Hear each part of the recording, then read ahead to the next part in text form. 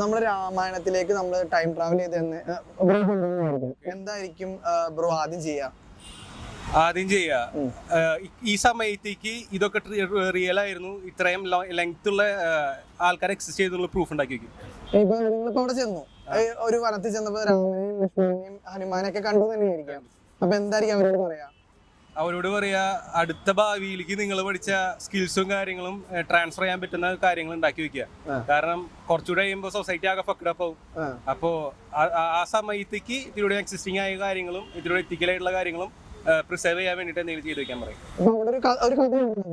അതിന്റെ കൂടെ നിങ്ങൾ ജോയിൻ ചെയ്യോ അതോ ചെയ്യരുതെന്ന് പറയുന്നത് രാവണന്റെ അടുത്തേക്ക് പോകുന്ന ഒരു സംഭവം ഉണ്ടല്ലോ, ആ ഒരു സേതുബന്ധനം കെട്ടുക, അതൊക്കെ അതിന് മുമ്പുള്ള ഒരു മീറ്റപ്പ് ആയിരുന്നു നിങ്ങൾ. അപ്പൊ എന്തായിരിക്കും ഒരു ഉപദേശമായിട്ട് പറയാം? ഇന്ററപ്റ്റ് ചെയ്തോട്ടെ ചോദ്യം. കാക്കഭോജൻ എന്ന് പറഞ്ഞൊരു ആളുണ്ട്. അയാള് പറഞ്ഞിട്ടുണ്ട് 11ഓളം രാമായണവും 16ഓളം മഹാഭാരതം കഴിഞ്ഞിട്ടുണ്ടെന്ന്. അതില് ചിലതില് മാത്രമേ രാമൻ രാവണനെ കൊന്നിട്ടുള്ളൂ. ബാക്കിയുള്ളതൊക്കെ രാമൻ തട്ടിപ്പോയിട്ട് കഥകളുണ്ട്. ഈ കൗരവര് കൗരവരെ തോപ്പിച്ച കഥ മാത്രമല്ല, കൗരവര് പാണ്ഡുവിനെ തോപ്പിച്ച കഥകളുണ്ട്. നമ്മൾ എക്സിസ്റ്റ് ചെയ്യുന്നതിൽ ഇപ്പോ പാണ്ഡു കൗരവരെ തോപ്പിച്ചു മാത്രമേ ഉള്ളൂ. അതുപോലെ ഡബിൾ ചാൻസ് ഉണ്ടെന്ന് പറഞ്ഞു. അത്രേ ഉള്ളൂ.